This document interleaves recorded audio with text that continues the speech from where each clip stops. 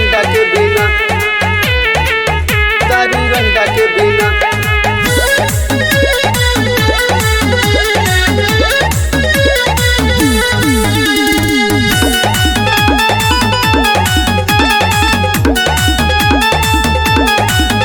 जैसे चलती नहीं रेल हरा झंडा के बिना,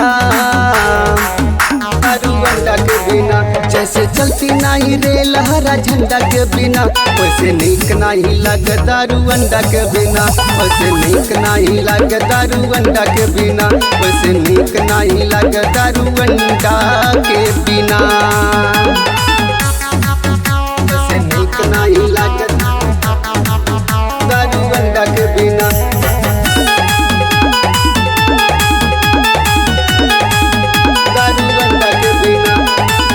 दारू में हरारू के भइल मार्केट हो, सब्जी से सस्ता भइल मुर्गा के रेट हो, मुर्गा के रेट हो।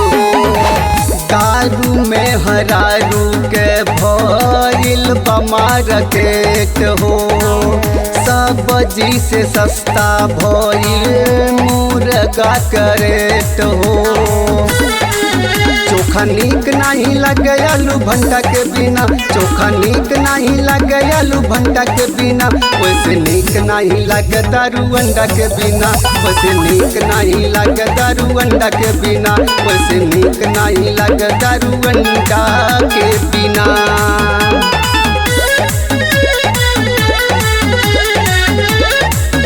दारू अंडा के बिना, दारू अंडा के बिना। रामायण महाभारत ई करवली में हरारू, घर घर झगड़ा मारी करवले बदारू, करवले बदारू। रामायण महाभारत ई करवली में हरारू, घर घर झगड़ा मारी करवले बदारू। जैसे और झंखा ये गोलवंडा के बिना, जैसे और झंखा ये गोलवंडा के बिना, वैसे नीक नहीं लगे दारू अंडा के बिना, वैसे नीक नहीं लगे दारू अंडा के बिना, वैसे नीक नहीं लगे दारू अंडा के बिना।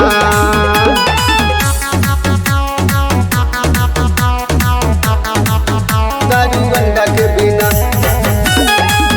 दारू अंडा के बिना। मैं हरि के कारण तुलसी झेलन परेशानी, वैसे से म बाटे भैया सोनुआ के कहानी, सोनुआ के कहानी। मैं हरि के कारण तुलसी झेलन परेशानी, वैसे से म बाटे भैया सोनुआ के कहानी। बूढ़ चोल नहीं पहिया लाठी डंडा के बिना, बूढ़ चोल नहीं पहिया लाठी डंडा के बिना, वैसे नीक नहीं लगे दारू अंडा के बिना, वैसे नीक नहीं लगे दारू अंडा के बिना, वैसे नीक नहीं लगे दारू अंडा के बिना, दारू अंडा के बिना।